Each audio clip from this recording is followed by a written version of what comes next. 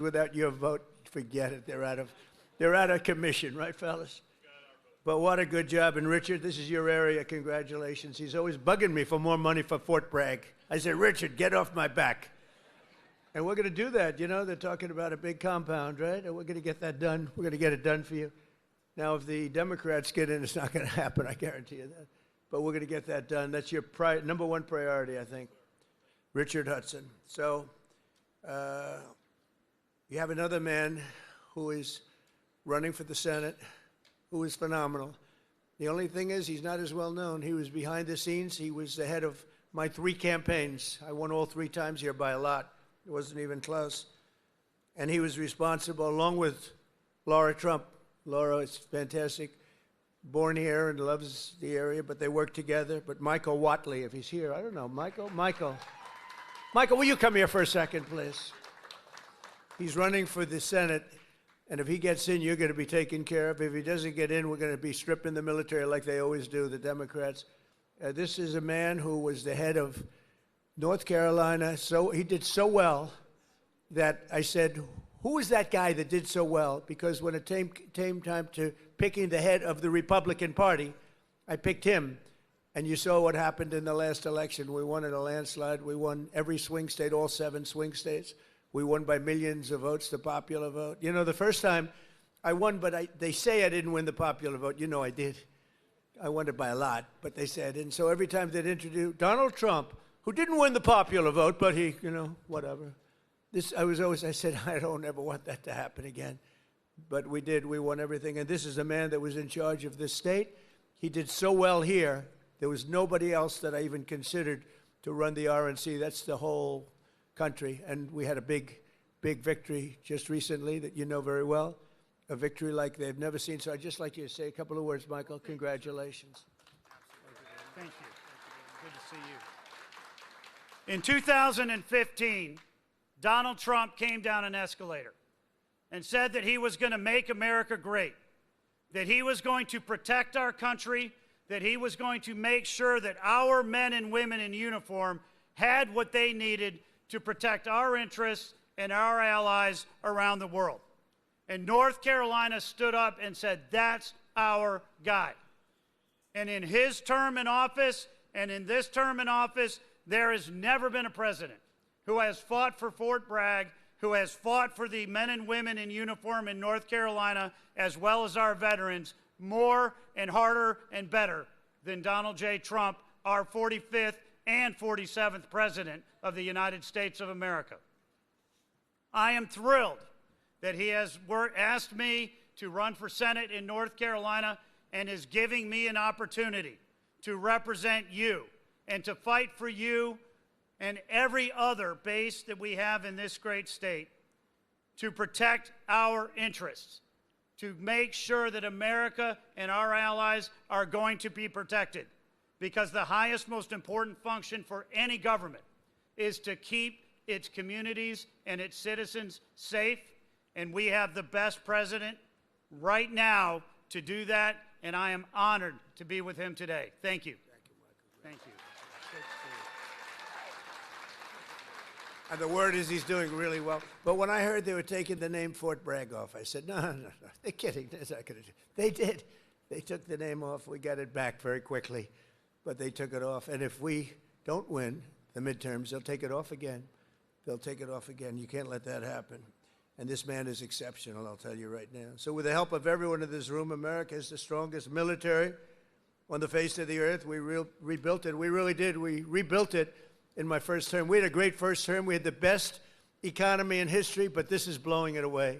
But we had a great economy in the first term. We did everything, but we really created a tremendous military. Now, some of it was given away, actually a lot, but small compared to what we did to Afghanistan. You remember that, where they left all the military equipment behind? We wouldn't have left anything. We were going to get out with dignity and strength, respect. We looked like we were running. We don't run from anybody. That was a Biden embarrassment. What a terrible president. But we came back and we already have rebuilt our military to stronger than it was even then. And we don't leave equipment behind. We don't leave jets behind. I said, why do you leave those jets behind? Sir, I thought it was cheaper to leave it behind. You know, $150 million plane. All they had to do was put a little jet fuel in there and fly it to wherever they want to fly it. These people were the worst. We can't let it happen again. Our military, if the Democrats get in, will be severely misserved. But we rebuilt it in my first term, and now we're making it stronger and bigger and better than ever before. The recruiting is through the roof. You know that after years of recruiting shortfalls, as an example, new enlistments have soared to record highs. We had, a year and a half ago, nobody wanted to join the military. They didn't want to join the Army. You know that. It was like terrible.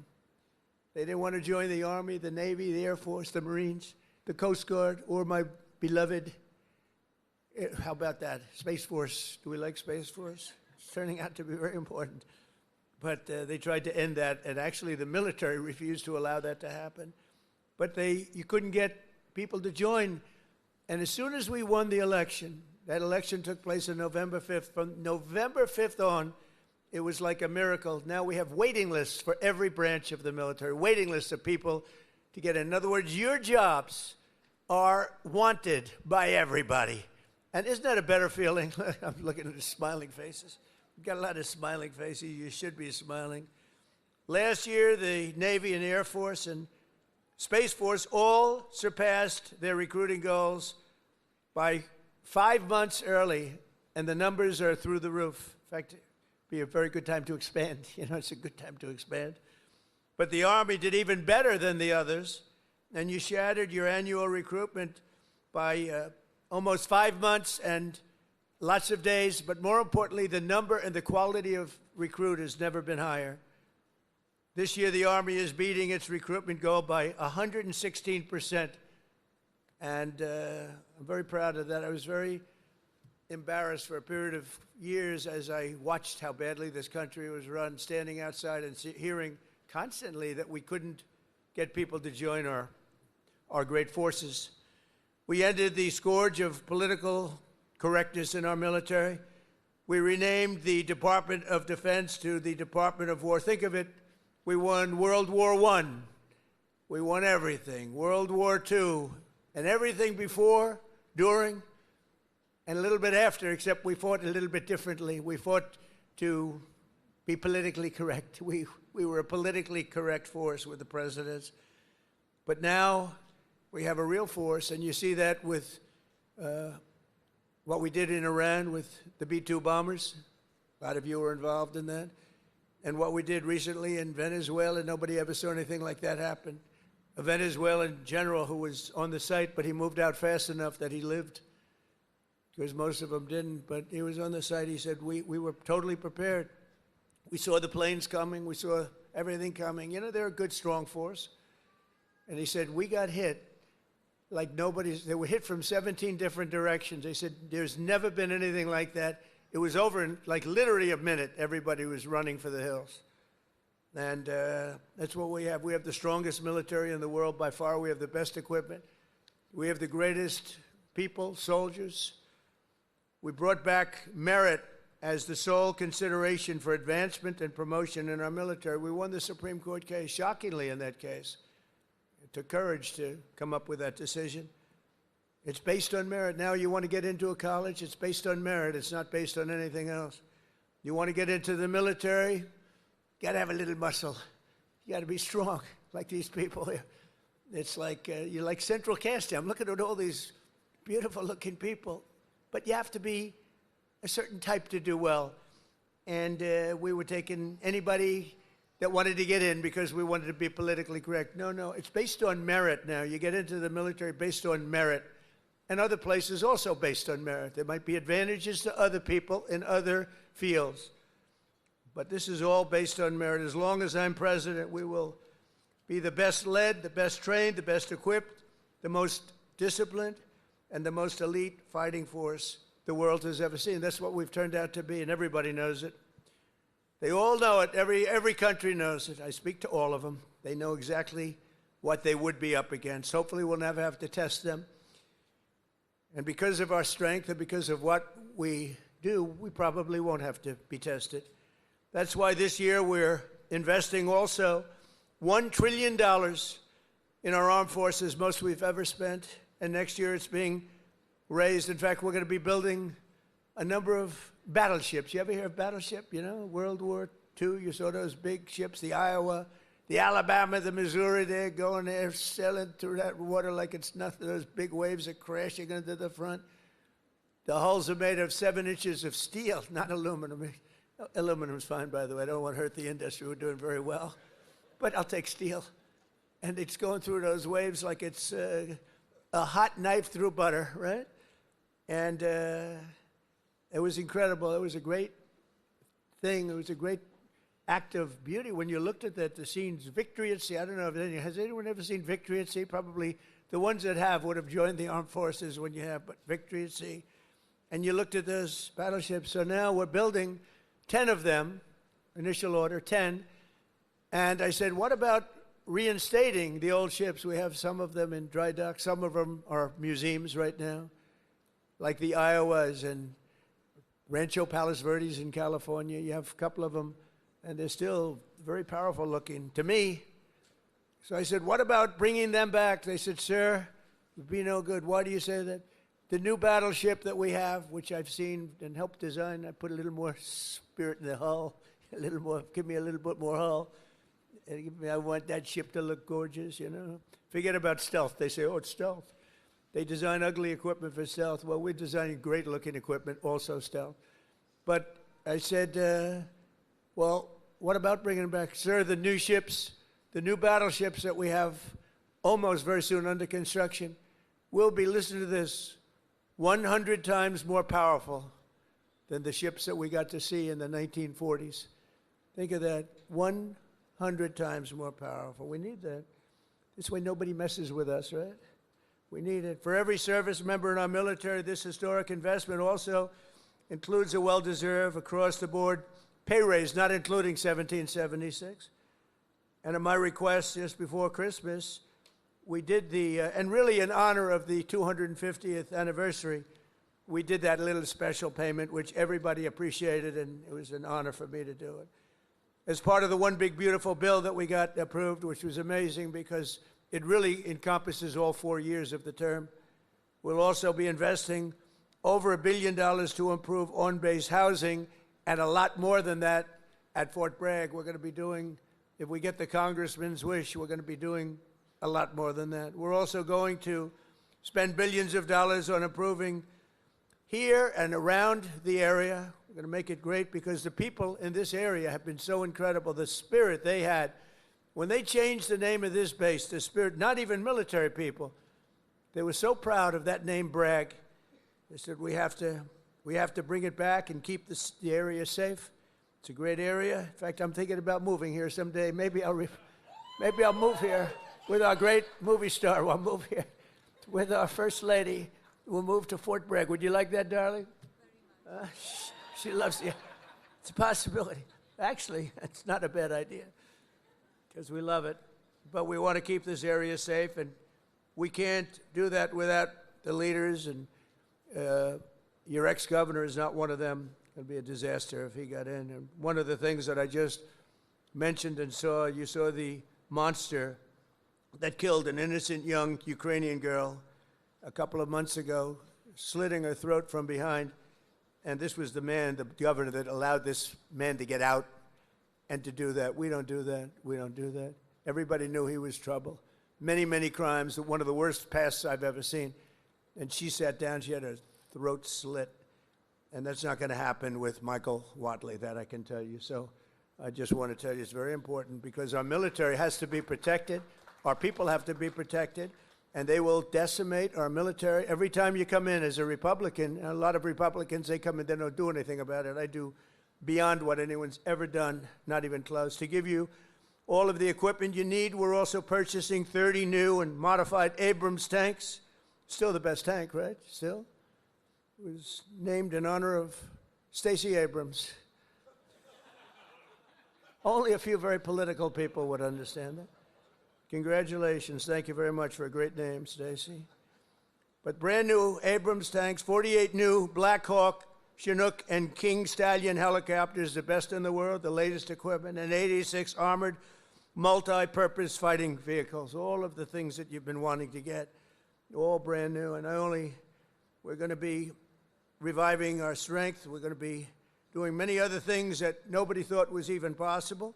And we're actually using that strength to defend the core and vital interests of the United States. And very simply put, America first. You know, it's all about America first. We were putting America last. These people that were running our country were putting us last. We're now America first. And we'll help other countries. We have a very good relationship with NATO, but NATO took advantage of us for many years. We were paying for almost 100% of NATO. Now they're paying their own bills. I got them to pay. We took them from not paying 2% GDP to paying in full 5% GDP. Big difference, like day and night. With the help of our military, we stopped the invasion on our southern border for 9 straight months. 0 illegal aliens have been admitted into the United States, and that's done by the radical left. Those charts are made up by the radical left, so I can't imagine that they could be wrong, because it seems hard to believe we could have had 0. My friends, these are early supporters. I have so many supporters up here. How the hell did you get into the military base? It's amazing. I'm a little worried about that. Let's check security. But no, I have so many. You know, I have women from North Carolina. It's about 50 or 60 of them, and they followed me all over the place. Where are they? They got to be here. Oh, yeah, there they are. They're great. Oh, there they are. There are sometimes 50, and I don't know what the hell's going on with their husband, because they're, you know, traveling to California. They're all over the place. But they've gone to almost 200 rallies, and it's so great. It's so great. We have Susie Wiles here also, who's the first female chief of staff, and she's done a fantastic job, and she's standing right next to those great patriots from North Carolina. No, they would go all over. It didn't matter where I was. Sometimes I'd see them, like, I made a speech in London. They ended up being, they must be pretty wealthy. That's all I know, because they do a lot of traveling. But thank you very much for being here and for your support for years, because they were there right at the beginning. 2015, even 2015, before we started. Some of them were there before I even announced. They said, he'll be a good president. We need a good president. But they're amazing patriots. Thank you very much. Appreciate it. And last summer, I ordered devastating strikes on Iran's key nuclear facilities, and something that was called Operation Midnight Hammer. That's exactly what it was. 1 o'clock in the morning at midnight with no moon. You couldn't see a thing. And I got the message, sir, they have entered Iranian airspace. And I got to see it all take place. It was amazing. The B-2s, the flying wing. And I didn't understand the B-2s until then, but now I understand it very well. So does he. We just ordered a lot more. The super-duper new model, right? But they flew in. They were totally undetected. And those pilots, I met the pilots. I had them down to the White House, the Oval Office. I gave them all medals, actually. And I said, did you really like doing this stuff? You know, they're flying into very hostile territory. And they said, sir, we couldn't wait. In fact, they wanted to wait. You saw that what was happening. People wanted to wait, and the pilots and their commander called me and said, sir, we're ready to go. Don't worry about that. That weather's nothing. We want to go, sir. We want to go. Now, if it were me, I'd say, take it easy. Let's relax. But, you know, you people have a lot of courage. Amazing, amazing. So we gave them medals. But that was Operation Midnight Hammer, achieving total obliteration of the Iran nuclear potential capability, totally obliterated. And think every single one of those 100,000-pound bombs hit its target, which happens to be an air shaft that goes directly into the facility. I don't think they'll be building air shafts anymore. That's not a good concept. They wanted to get a little air. They wanted to get a little fresh air. It didn't work out too well. No other country on earth could have done what we did. No other country has the weapons. No other country has the skill. No other country has the guts. And no other country has the extraordinary warriors that we have. We have the best warriors in the world. Because you can have the greatest equipment, but if you don't have the warriors, the equipment doesn't mean much.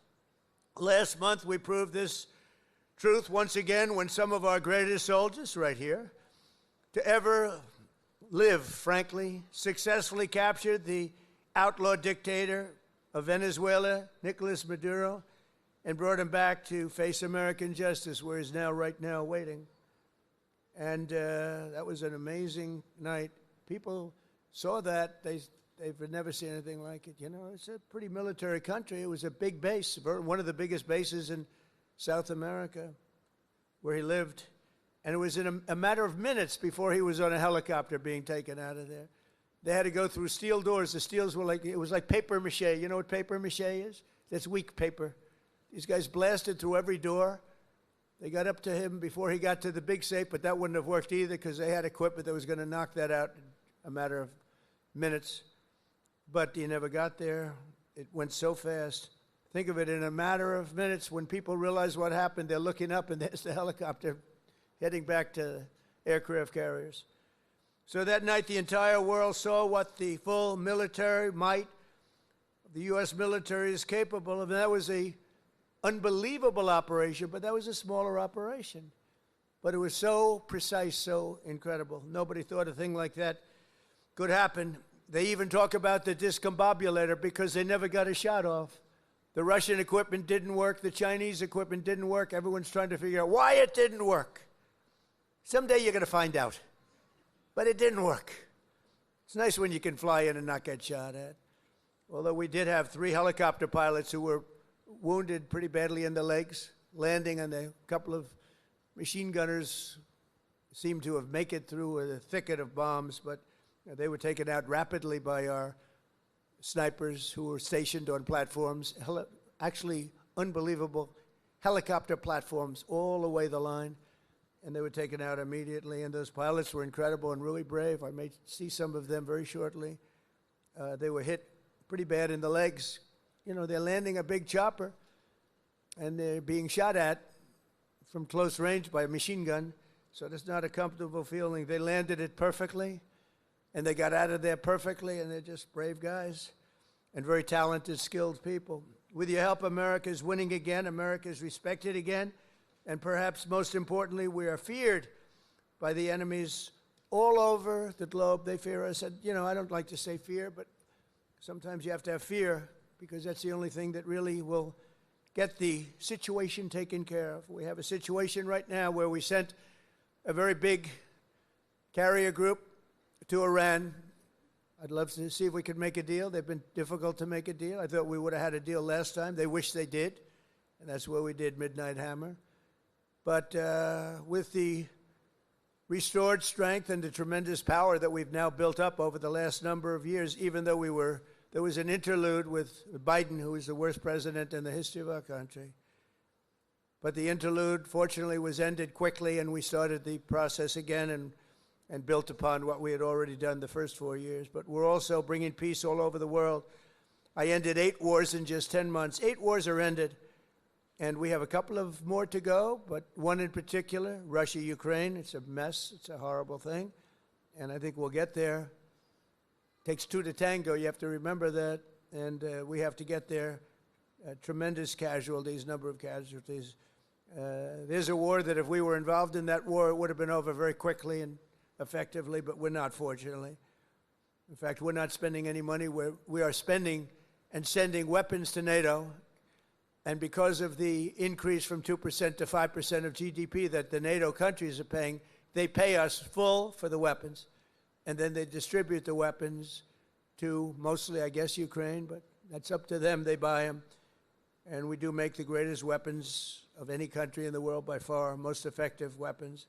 So my message to all of the warriors here today is that your commander-in-chief supports you totally. I support you more than, I know you've had a couple of good ones, not that many if you want to know the truth, but we support you more than any of them.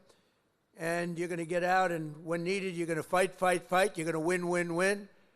And we're going to continue to make our country bigger and better and stronger than ever before. And that's exactly where we are right now. We are the most respected country anywhere in the world. And I say it, the King of Saudi Arabia told me when I was there, he spent $2 trillion.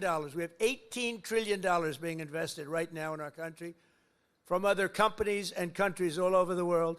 The most any country's ever had is $3 trillion. That was a long time ago, and it didn't happen to be us. It was another country. It starts with a C. Can you imagine what I'm talking about? China. But we have $18 trillion being invested. As an example, in the Biden 4 years, they had less than $1 trillion Think of this, less than $1 trillion over 4 years. We have 18 trillion in 11 months because we haven't gotten the final numbers on the 12th month, so that's only going to go up. There's never been anything like it. But the King of Saudi Arabia looked at me and says, you know, a year and a half ago, I thought the United States of America was finished. I thought it was dead. And now you have the hottest country anywhere in the world. We have the hottest country anywhere in the world, and you're a very, very big part of it. Thank you to the Army. Thank you to everybody here. Thank you also to our great politicians. They're great leaders, and they love you as much as I do. Thank you very much, everybody. Thank you.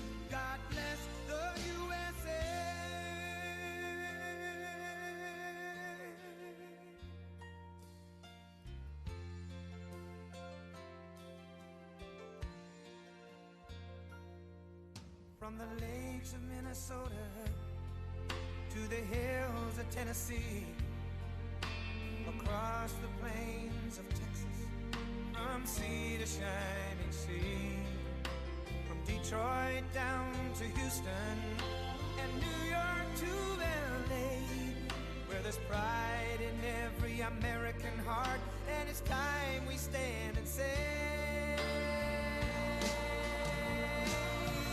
that I'm proud to be an American, where at least I know I'm free. And I won't forget the men who died, who gave that right to me. And I gladly stand up next to you and defend her still today. 'Cause there ain't no doubt I love this land. God bless the USA.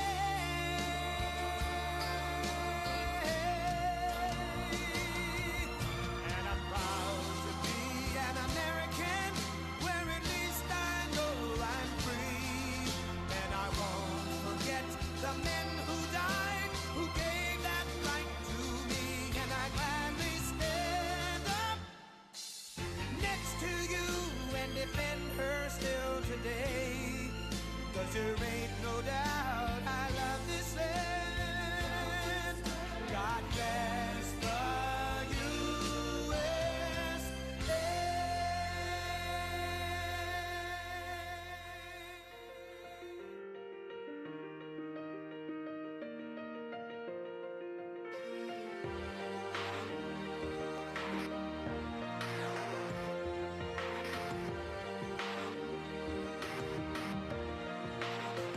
Yeah, you can be the greatest, you can be the best, you can be the King Kong banging on your chest. You could beat the world, you could beat the war. You could talk to God, go banging on his door. You can throw your hands up, you can beat the clock. You can move a mountain, you can break rocks. You could be a master, don't wait for luck.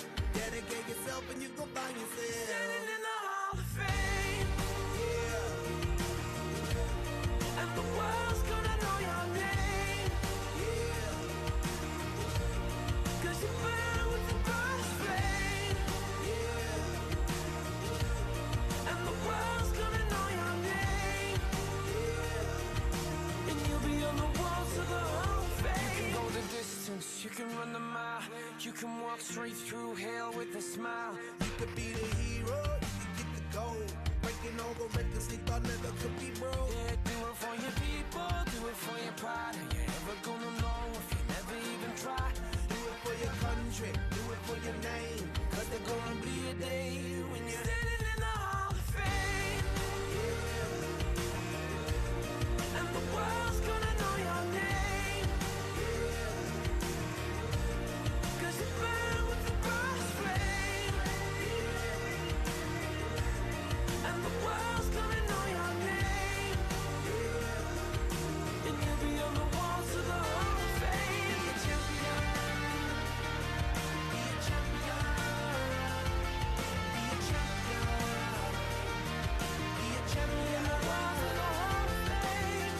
Be students, be teachers, be politicians, be preachers. Yeah. Be believers, be leaders, be astronauts, be champions, be truth seekers. Be students, be teachers, be politicians, be preachers, yeah. Be believers, be leaders, be astronauts, be champions. Standing in the Hall of Fame, and the world's gonna know your name. 'Cause you burn with the brightest flame, and the world's gonna know your name. And you'll be on the walls of the Hall of Fame. You can be the greatest, you can be the best, you can be the King Kong hanging on your chest. You could be a hero, you could beat the war. You could talk to God, go banging on his door. You can throw your hands up, you can beat the clock. You can move a mountain, you can break rocks. You could be a master, don't wait for luck. Dedicate yourself and you can find yourself. Standing in the Hall of Fame.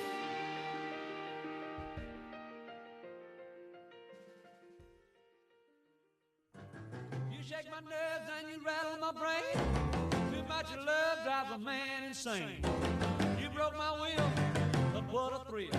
Goodness gracious, great balls of fire. I let you love what I thought it was funny. You came along and moved me, honey. I've changed my mind, this love is fine. Goodness gracious, great balls of fire. Kisses, baby. Feels good. Hold me, baby. Well, I want to love you like I love you should. You're fine, so kind. Got to tell this world that you're mine, mine, mine, mine. I chew my nails down and I twiddle my thumb. I'm real nervous, but it sure is fun. Come on, baby. It drives me crazy. And it's just great balls of fire.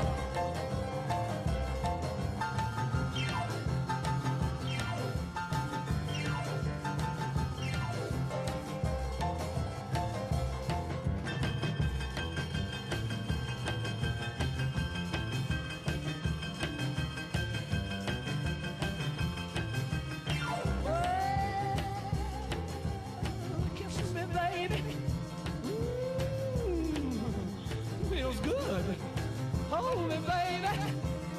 Well, I want to love you like I love you should. You're fine, so kind. Got to tell this world that you're mine, mine, mine, mine. Ain't you my nails and I twiddle my thumb. Real nervous, but it sure is fun. Come on, baby, drive me crazy.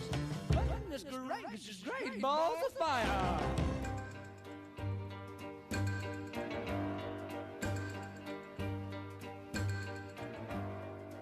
You don't own me. I'm not just one of your many toys. You don't own me. Don't say I can't go with other boys. And don't tell me what to do. Don't tell me what to say. And please, when I go out with you, don't put me on display, 'cause you don't own me. Don't try to change me in any way. You don't own me. Don't tie me down, 'cause I'd never stay.